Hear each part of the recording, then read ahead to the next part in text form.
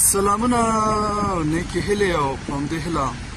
چې تاسې ټول به راته روغ جوړ او د عافیت جامې به په تن اوسي. دا چې د کار جامې مې په تن دي او خولۍ مې هم په سر کړې ده، د دې دپاره چې د مور نازولې هم یم، الله پاک دې وبخي، او ښه همکار هم یم چې مریض نه شم او کار ته په وخت سره راشم. نو خبرې نه زیاتوم، خو صرف دومره وایم چې دا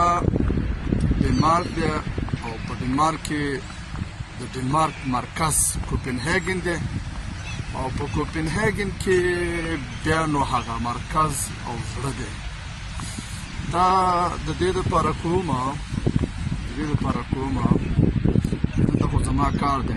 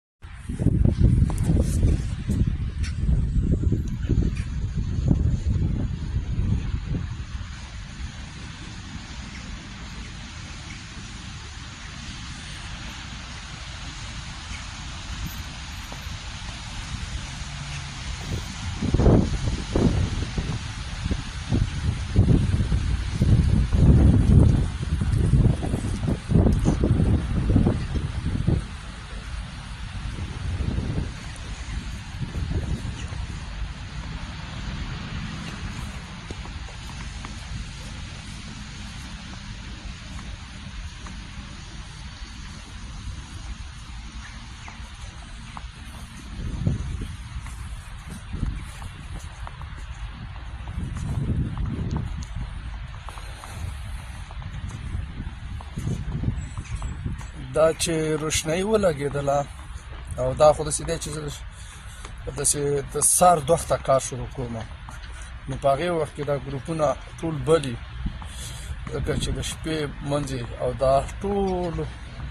بیا نو چې روشنایي نو بیا ډېر ښایسته ښکاري. اوس دا بعضې په ګلېدو شو، لکه دا د سایډن ګل کړ او دا هم ګل کړل، هغه ځایونه دي هغه به لا بل پاتې دي. نو داسې دی چې زه خپله خو دلته ګرځم، ما ته خو تکراري دي، کیدای شي بعضې ورونو ته دا چې دي دا د کرسمس چې ورته وایي یول، په ډنمارک کې ورته یول وایي، د هغې دپاره د آمادګۍ او دغه دی، ځکه چې دوی خو خپل مراسم په ډېر شانداره شکل لمانځي. هغه زمونږ ودونه دي او ښادۍ دي چې بمونه او چاودنې پرې کېږي، چې د ژوند په خوښۍ او خوشحالۍ هېڅ پوه نه شو. یا الله ته زمونږ وطن کې امن راولې، سوله راولې، پرمختګ راولې، چې موږ هم وکولی شو چې په اسلامي ارزښتونو او په اسلامي هغه څه چې الله پاک موږ ته راډالۍ کړي نو هغه ولمانځو او په خوښۍ سره باقي ژوند سفري کړو. دا به د رب العالمین یو لوی احسان چې موږ ته داسې یو ژوند په برخه کړي چې هم مو دا دنیا او هم مو هغه دنیا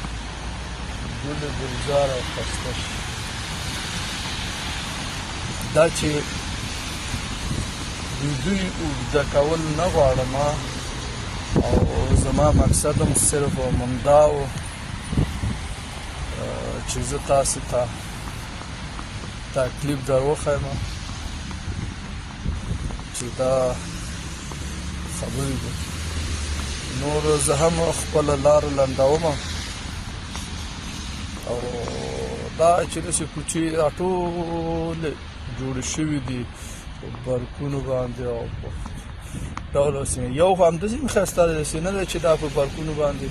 دا جوړې کړي نه نه نه همداسې هم ښایسته دی ډنمارک دی کوپنهیګن سیټي دی ښایسته ښار دی بیا هم چې دا پکې ونه شي نو بیا ډېر ښایسته ښکاري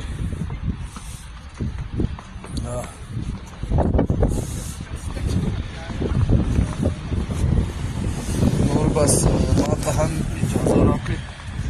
لاسونه مې یخ شو ښه پوره یخ شو نو په دې هیله چې ستاسې خوښ شوي اوسي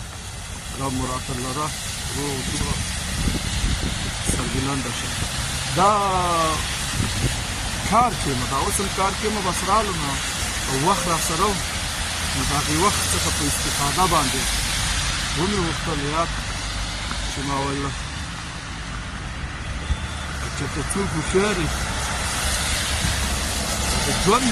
دا ژوند چې دی دا ډېر زیات شیرین دی وروڼو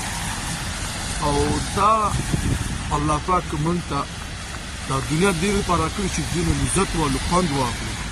ورسېدې دا دنیا د انسان دپاره ورکړې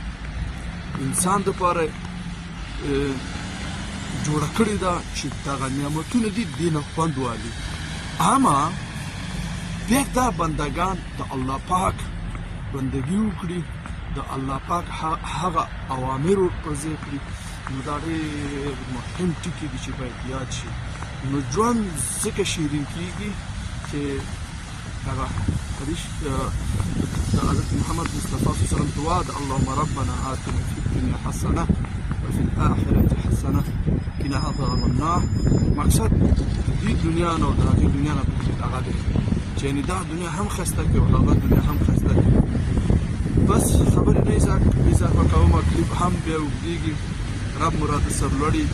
ښاد آباد او سرلوړي او کامیابه کړه او د یو آباد او سوکاله او تلپاتې افغانستان په هیله السلام